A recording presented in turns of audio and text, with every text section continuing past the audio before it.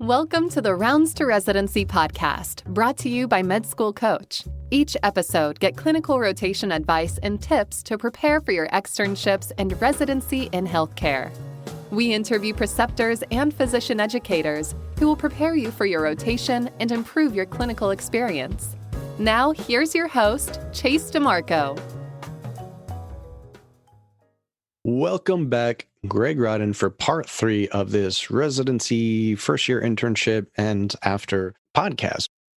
We're really covering the nitty-gritty of everything you need to know about and work through with your residency from like 4th year, what you got to do to plan. That was in part 1, in case the audience hasn't gone back and listened to that one yet.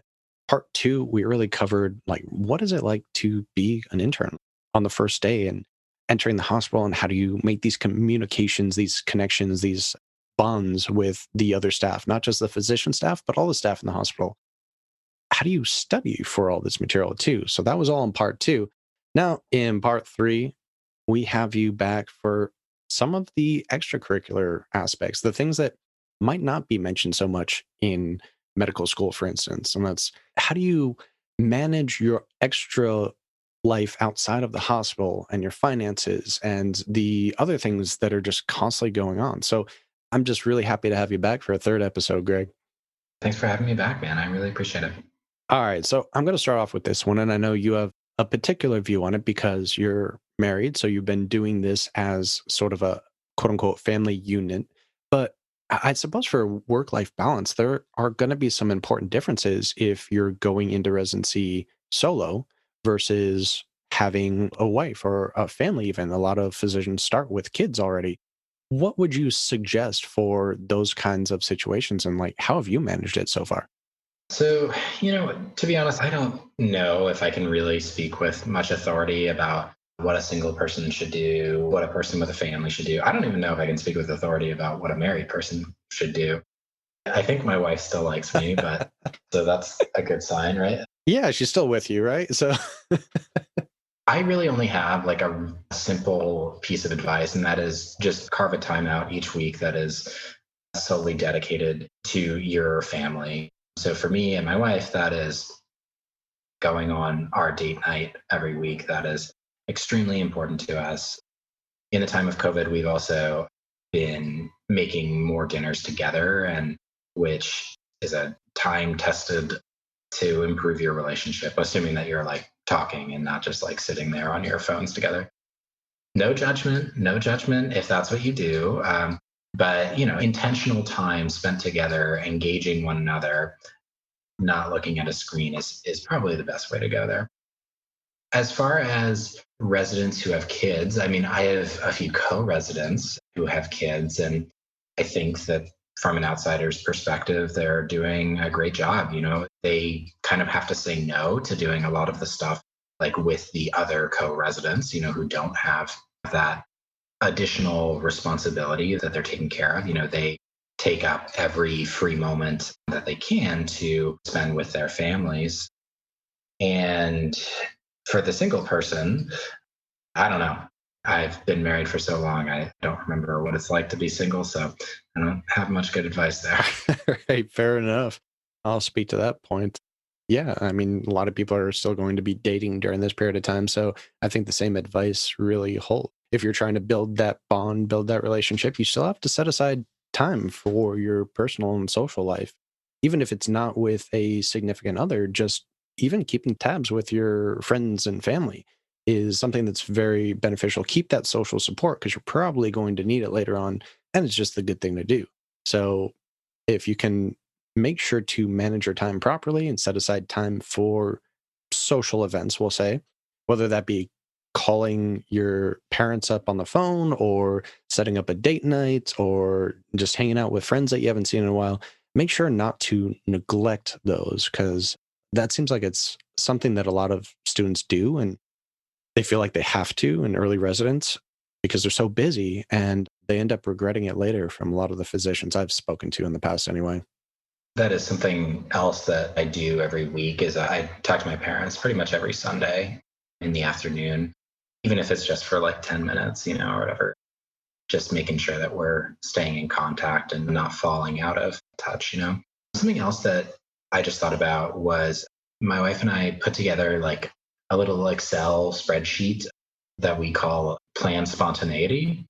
I think we got this concept from like a podcast or something, but it was like, whenever you're bored and don't know what to do, like look on this spreadsheet of like a list of things that you think you might want to do one day if you have like the afternoon off or just have a couple of hours together. So like, for example, one of the things we put on there was like watch Frozen 2 because we still haven't watched Frozen 2 somehow. And we both loved Frozen. If you can't tell, I'm doing pediatrics. So that's an example. Like go walk around lake. We really love to walk around. Literally writing those things down so that you have a place to look to have planned spontaneity when you're not sure what to do. I like it. Yeah, it's a good way to keep things moving, keep things close, and just continue to develop those personal bonds, because that's, in the end, it's going to be much more important, because if you're suffering yourself, if you don't have those social supports and you start struggling as a physician, well, you're not going to deliver the best patient care either. So it's all well-rounded. And I think it's very important to continue doing that. Yeah, absolutely. And something else that a lot of early physicians, well, let's say from the medical student aspect, you go into residency, and generally speaking, a lot of students will have extracurriculars, whether that be hobbies or sports or volunteerism or something like that. And as a resident, you're just so busy. Is there even really an ability to do this? And you might have some personal thoughts on this, since you've also been, helping out with the book series from Read This Before Medical School, and then the series we've been working on since then. So that's technically an extracurricular. How do you navigate just the complexity of your schedule? Probably one of the hardest things about being a resident is just really not having control over your schedule, and having an imposed schedule upon you take up so much of your time. I think that was one of the hardest things for me, especially, coming out of fourth year where you're in seventh heaven, basically. Like you just go see patients is what you want to do. And then you go home and you don't have a ton of responsibility outside of that. There's a lot less like pressure on you in that setting. So I think it's kind of coming back to the same answer of you just need to diligently schedule. You just need to set aside the time to identify your priorities, and then set aside the time in your schedule, no matter how limited that is, even if it's 10 minutes, to do things that line up with your priorities. And so for me, like, I was really interested in producing these books that we've put out there. So I spent my, limited free time doing those. I also understand that will, pay dividends in the future. I also didn't, sacrifice the time for like the most important priorities that I have, which are, my family. Yeah. Sounds like scheduling, organization, self-sacrifice, but not to the point that you're giving up part of you is very important. Yeah, totally. All right. We have so many different topics to cover in this one, and I'm hoping not to make it a 4-parter here, just to not take up too much of your time. So I'm going to toss some random topics at you, and you just go for it. All right. So first one is going to be personal time, self-care. Like, how do you manage that during this period of time? So for me, personal time looks like usually waking up like an hour or so before work to make sure that I, sit down and read something that is interesting to me, whether it's like a blog that I like or listen to a podcast that I'm interested in, and to be able to go into work with a good, happy mindset, a mindset of, I've received some of the nourishment that I need to keep me going, kind of thing. After work, I always try and do some kind of exercise for, 30, 40 minutes or so. And do I exercise 7 days a week? No, I wish I did, but I try to do that every day. And then, sit down and have dinner with my wife, assuming that I'm not on a night shift, kind of thing. And those are, as boring as it sounds, like reading and exercise and hanging out with my wife. Those are the things that make me happy. No, that's perfect. It's like you have the social, you have the physical, you have the cognitive all wrapped into this self care aspect. And a lot of people like to meditate or exercise, read, whatever it might be. Maybe just take a walk in the park, whatever it is for the individual. Like make sure to have that time there and schedule that time because sometimes we forget to do so. And if we don't schedule it, then we get preoccupied with mundane tasks and kind of let other things slide. Thankfully, in residency, you do have like the 80-hour work week limit, and my program, thank God, actually adheres to those limits. So, even though you're working 80 hours a week, like I am still able to get at least 7 hours of sleep every night. I fall asleep relatively early, but I'm able to get 7 hours of sleep every night. Yeah, if you've had a full day, it's easier to sleep soundly through those couple hours too, as opposed to maybe sleeping 10 hours, but waking up all the time because you didn't put your body or mind through enough action that day and you're just kind of tossing and turning.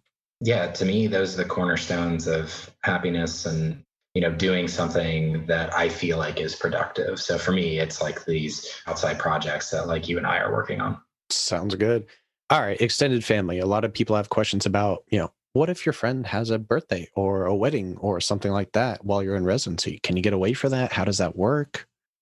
Yeah. So in general, you are going to have some time off for like vacations during residency. Not all events take place within your vacation schedule, right? Like weddings don't always take place when you're on vacation, kind of thing. It's not like you're working 7 days a week as well. Like for the most part, most residents work about 6 days a week, pretty typical. And then maybe once or twice a month, you'll have 2 days off in the weekend. So, if you want to go to a wedding that's on the weekend, you just trade a weekend shift with somebody and that's it. Got it. And I know we discussed a little bit about education in the last episode for intern year in particular and using like the intern boot camp. But I mean, there's continuous education that has to go on. There's CMEs, there's more board exams, which, we covered some of this in the last episode in part 2. But how do you kind of continue to educate yourself and fit all of these different schedules in and just keep up with your CME and all those other aspects that residents have to start thinking about? Realistically, like the amount of time that I spend doing like dedicated learning each day is maybe 30 to 60 minutes. And then beyond that, when you're at your job, you're really learning all the time at your job. And so you're able to pick up on a lot of the, things that you need to be learning about while you're at work. So you're kind of doing double duty there. Gotcha. This one's going to be a little difficult, I'm sure, but I mean, especially in the times that we're at, there's just so much polarization, we'll say. Socially, politically, you might have colleagues that have different views than you. You might have patients that have different views with you, and they just want to start a conversation about whatever their political view is, and you might disagree with it. What is a good way to kind of approach those social topics? Yeah. So it depends on the scenario. So, like, for example, if there's for me, it would be a parent starting that conversation, not necessarily a patient. But if there's like a parent who wants to talk about Anti-vax. I mean, with anti-vax, like you kind of need to address that problem. You can't just like smile and nod to anti-vaxxer stuff. But with like, more political types of stuff, I usually just smile and nod and just wait for the encounter to end. Like I find that engaging just wastes time and, you're not going to be able to change anybody's position. It's unlikely that they're going to change your position in a professional interaction like that. And so I find that smiling and nodding tends to work just fine. As far as like specifically like the anti-vax issue, depending on how much time you have, you can try and get a sense of where they're coming from, try and figure out what their specific concern is, and just reassure them that like we both want the same thing for your child. We want your child to grow up happy and healthy. We would never want anything bad to happen to your child. And then once you realize that you have some common ground to build on, then you can start discussing from there. You can address specific concerns. Also, just recognize that there are some people that you're just not going to change their opinion. Like, no matter how much you want to argue with them, you're not going to change their opinion. If you're interested in learning more about that, I would check out some of the work that's done by like Skeptic's Guide to the Universe, other organizations like that that teach about scientific skepticism and the art of persuasion. Sounds good. I was going to ask for a recommendation there because that's definitely something every pediatrician is going to have to deal with. So having some resources there to check out is definitely a good thing. Maybe we can link that in the show notes as well. Also a good blog. It's kind of done by the same group, but is Science-Based Medicine blog. Addresses a lot of those kinds of issues, things like healing magnets and crystals and a lot of the alternative stuff that just has zero plausibility to it. When you really like spend the time to systematically break down the idea, you really do come away better. Come away as a more critical thinker and as someone who can more confidently address BS in the future. I need to send some of these resources to a couple of friends that I have because we're constantly having discussions about this, which shouldn't be a discussion, but yeah. All right, good to know. We have some resources here we can link in the show notes too. Clinical preceptors are busy professionals as is, and those wishing to give back to the academic community can be overburdened by scheduling and paperwork. With the Find a Rotation platform, physicians looking to precept students can register for their free account, control calendar availabilities, set preferences, and be done. Our system automates and simplifies much of the process. Register for your free account now by visiting findarotation.com for more information. That's Find a Rotation, your medical and healthcare clinical rotations platform. All right, so the last one in this particular section before we get into finances, because that's a huge thing. There's so much going on with loans, the living situations, the insurance that everyone has to worry about. But for this particular section, I did want to ask one more question that has to do with side gigs. And I know you discussed a little bit with, the work that we've done together with podcasting, with authoring books for medical education. But how do you even fit that into your schedule? Do you have to block it off ahead of time, or what is your process? So the only time that I would recommend doing a side gig when you're working a job that, has you working 80 hours a week is when you are truly, truly through the moon passionate about that side gig, right? Like you should not be wasting your precious time on some job that you don't actually care about just to make a few extra bucks in residency. That's not a winning solution for anybody. So something that I am really, really passionate about, truly passionate about, is teaching and working one-on-one with medical students, helping them to get a better grasp on material that they're studying and helping them to master some of the fundamentals of medicine. So consequently, I do carve out an hour or two of each week to spend time with the students doing tutoring. I work with a pretty cool company called Med School Coach. I love that. I can vouch for your tutoring because you've definitely taught me quite a few things that should have been so obvious, but just wasn't put in a light that I could understand during medical school. And it's like, oh yeah, that makes perfect sense. So I'll just state that right now. Great tutor. Definitely use your services if any of the audience members need that. That's awesome. Well, thank you. All right. So this last section of part 3 here is really going to focus on finances because there's so much to consider as a new resident. I mean, you're moving to a new place. You're moving to a new state generally, and we kind of covered the rent versus buying aspect a little bit in the last episode. And, we mentioned White Coat Investors, a great resource for that. They have a lot of podcasts about it. They have the book about it. You can get a lot of information specifically about that. But how about the biggest financial burden, which is really the student loans? So number one, I will say I am not in any position to give financial advice, not even close. So please don't consider this to be financial advice. This is for entertainment purposes, a strange entertainment, but that's what I'm calling it. In general, I would recommend learning about your student loans, really understanding, number one, what kind of loans do you have? Like, are they through the government, like Grad Plus or Stafford loans, or are they private loans that you obtain through a different party? That's number one. And then number two is like, how are you going to pay off these loans? There's a lot of different avenues that people take. Some people, rather than paying them off through, just paying dollars into the system after you start earning money. Some people will pay with time, right? So they'll go the military route. Some people even do like the HPSP scholarship type of thing, where you actually get a stipend to go to medical school, and then you end up paying with time later. I didn't take that route because I wasn't super passionate about, being a military service member.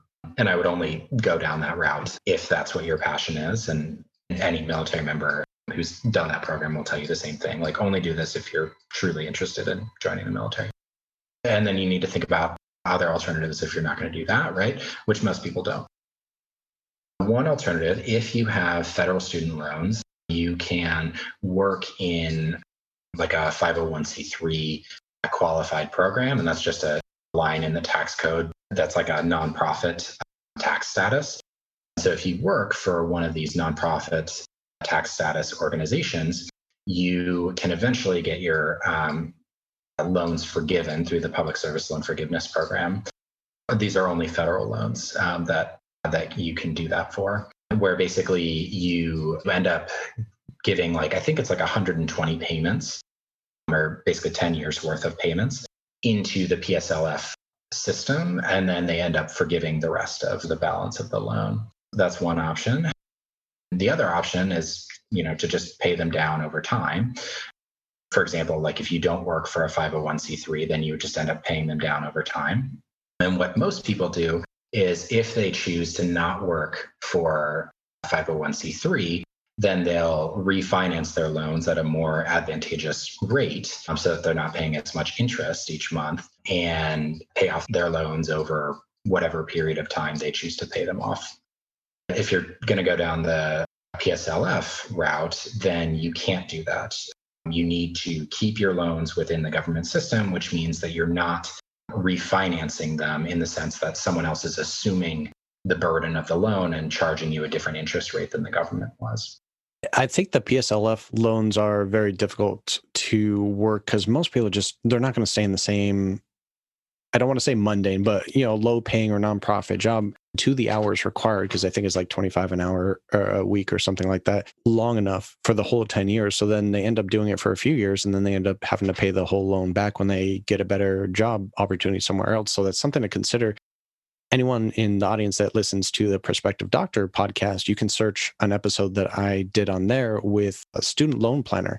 And they have a really good podcast too, if you just want free advice. That's one of the services that I've come into contact with that seems to be very on the board and very useful for this type of thing. They can help you work out the differences there. And, your student loans are often, when you're getting private loans, especially, they're going to be anywhere from 6 to 9%. Well, that's more than a mortgage. Would you want to pay off your mortgage bit by bit, or do you want to pay it off ahead of time? Put that extra $1,000 or whatever down every payment and then get that rid of sooner, because you're just getting your debt is just increasing so much from the interest rate every month that a lot of students actually end up further in debt if they just make the minimal payment. So it's definitely something to consider. Find a financial planner, listen to the White Coat Investor, listen to Student Loan Planner, get some good advice there, because it's a complicated topic. Yeah, and I would also vouch for Travis Hornsby at a Student Loan Planner. He's excellent. He knows exactly what he's talking about with this stuff. Yeah, I would take his advice over mine. Fair enough. All right. So another one is just where you go into residency really changes your financial aspect, because there are different living situations. There are different taxes for every state.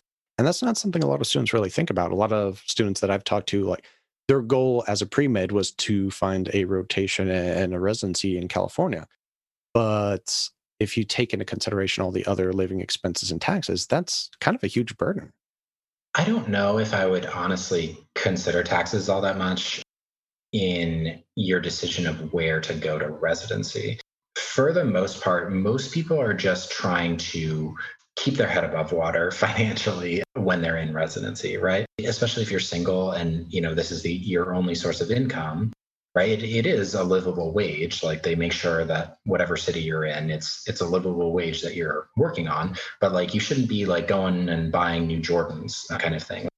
You're living basically a student lifestyle as a resident.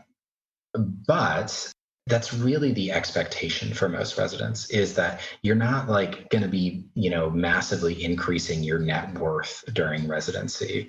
Really, what you're investing in is your human capital, right? You're investing in your knowledge base as a professional. If it were me, I would not put that much consideration in, what are the taxes like in this state? That would be very, very low on my priority list when choosing a residency program. I would choose the program that I think is going to give me the best training and where I think where I would fit in the best. The financial considerations I would put a lot lower. Yeah, I mean, if you want to think about it, you certainly can. Texas has no state taxes, which is nice, or no state income tax, I should say, but their property taxes are higher. So if you want to buy a place in Texas, you got to think about that. I wouldn't put as much emphasis on. That's a fair point. Yeah, the white coat investor always says, like, as an attending, live like a resident. I would take that a step further. As a resident, live like a medical student. Just be very, very cautious with your finances. Don't go buy anything extravagant. Make sure you have a lot in your savings and make sure that, when hard times hit, as, they definitely have during COVID for a lot of people were not saving before that. That's a huge thing to consider.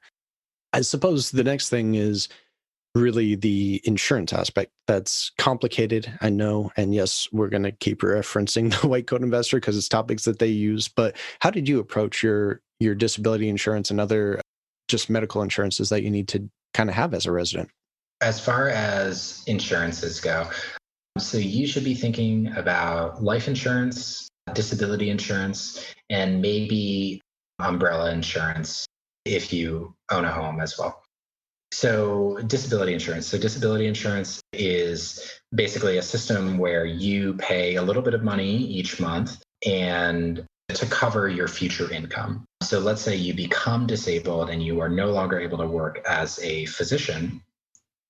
You need to have some kind of income coming in, and that's what disability insurance does. And then life insurance is for the very unfortunate situation where if you die and someone depends on you, life insurance would pay out a certain amount of money to that beneficiary of the policy.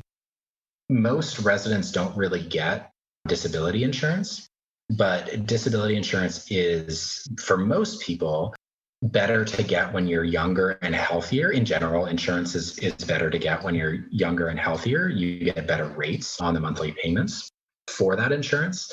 And it's something that you really should take seriously as a resident, because let's say, God forbid, you got hurt during your training and are no longer able to do your job. Like, how in the world are you going to support yourself? That's the benefit of disability insurance, is providing you that assurance that you will have monthly income if something, God forbid, happens and you're no longer able to do your job. Fair enough. Yeah, definitely things that we don't consider in medical school. And you do definitely want to consider these, but we're not going to be the experts on that. So something to look into. We'll just leave it at that. Well, how about your transportation aspect? Because you said you got lucky and you found a residence pretty close to your hospital, but that might not be the situation for a lot of new residents. They might be quite far away. There might be a huge transportation issue there, whether it be through their own personal cars or through taking the bus system, public transportation. Like, what are some boundaries there to consider? One, I would think about the city that you live in, right? So, for example, probably New York City, right? New York City has a pretty decent subway system that would be able to get you to work on time if you lived near a subway station, right? Or DC as well has a pretty decent metro system that can get you to work on time. But for the most part, most residents are just going to have a personal car if they don't live within walking distance or whatever of the hospital that would take them to work. So it's just a matter of, taking care of your car, making sure that you change the oil, making sure that you get get it inspected. Don't let your insurance lapse. Have a spare tire. All of the, have a spare tire, all of that kind of stuff. There's no magic to it, but really the rest of your life, or at least the rest of your life where you have patients depending on you, it's really important for you to have reliable transportation. So if you do own a car, make sure that you take care of it well. Yeah, have a backup plan too, because that's just not the stress that you really want to deal with at that point in time. All right, we're coming to the end here. I think we only have really 2 more topics to discuss, and the first one's going to be pretty general. What tips do you have to save money as a resident? Save money as a resident. One tip that I have in general would be like track your expenses. Figure out how much you actually spend each month. And you don't have to like sit and like enter all of your purchases into Excel. Like there are programs like Mint, or you need a budget that link up with your bank account and you can track your expenses that way. But tracking your expenses in general, like one, it helps to lower the amount that you're spending each month when you become more cognizant of how much you're spending. And 2, it helps you to plan a budget for the future. So that's one thing. And then you can, in general, try and be relatively frugal. I mean, like you probably shouldn't be like buying all organic groceries and then going out to dinner 5 times a week and going out to drinks. Live like a medical student, like we said earlier. Just live like a medical student, and you'll eventually get there. But I don't really have like any like specific advice for people about that. Well, just keeping track of your expenses is very important, because I found out that once I started using a spreadsheet and every month I would write down all my credit card expenses. If you have a lot of credit cards like I do, for credit building purposes, I try to use them responsibly and pay them off that same month. But you would be surprised how quickly that adds up, because you don't think about it when you pull out the card. And unless you're tracking it, you're probably spending a lot more than you really think. So yeah, just some sort of monitoring system, journaling, anything like that is going to help a lot, I'd say. Yeah, totally. And then, all right, cool. So last topic here, because we are getting a little long, is just sort of investing. Is that something you're even considering at this point? Because a lot of physicians, especially if you're listening to like physician podcasts, are already attending, so it's different for residents. Probably don't have as much excess cash, but depending on your situation, you might have some retirement accounts that you can invest in, or stocks, or some physicians really like to go into real estate or making purchases for different clinical practice buildings. And just all of these different options are out there if you're responsible with your finances. And is that something you're doing, or how do you approach that? What I do is, I put the maximum amount that my employer will match up to in the 403B account that we have. So like my employer, if I put 6% in, will match up to 3% of my pre-tax income into my 403B. And basically, if I choose not to do that, then I'm essentially leaving money on the table. Beyond that, I'm not looking to make massive amounts of investment. Again, like most residents are really just trying to keep their head above water financially. And so, if you can figure out how to budget in residency, if you haven't, done so already, if you can save a little bit into whatever retirement account that they provide for you, especially if your employer matches, then you should do that. Beyond that, I mean, anything else is great, but I wouldn't think that people necessarily need to do that. If you choose to buy a house, like through a physician home mortgage or something like that, or if you have the down payment for the house, that's great too. But a physician home mortgage can usually help people who aren't able to afford the down payment. Then one strategy could be like renting out a room of that house, right? And that helps you to at least cover a lot of the mortgage payment that you would be making each month. So those are all strategies. Yeah, and if you don't match, like you said, it's leaving money on the table. So you can consider that, whether it be a 10% match or a 30% match or whatever it is, add that to your current salary and consider how much more you're being paid per hour or per, salary increment, I suppose.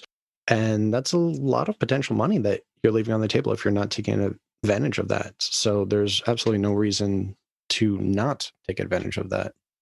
If you don't know like which specific investments you want to put your money into and you don't feel comfortable choosing them, then most of the time the human resources department can provide you with contact information for a financial advisor. You could also, take some time out of your fourth year to learn a little bit more about finances and be able to make those decisions more confidently. So we've mentioned White Coat Investor quite a bit. Another really good resource that I would recommend is this podcast called Financial Residency. And the reason that I would recommend it is people will like call in also to kind of describe their own personal financial situations. And you get to see like a bunch of different case studies as well, which can be helpful. So you're not just using like abstract examples, like you can really like get into the nitty gritty with that program.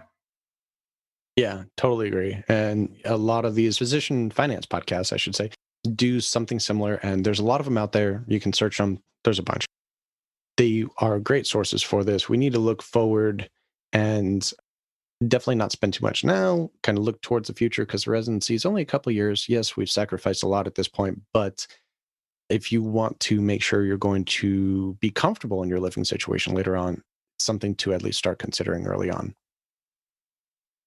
Well, all right, perfect. I think we have covered so much in the past 3 episodes, and there's so much value here for all the audience. So I'm really happy to have you on again. And I just want to say thank you again, Greg Rodden. And where can the audience find you?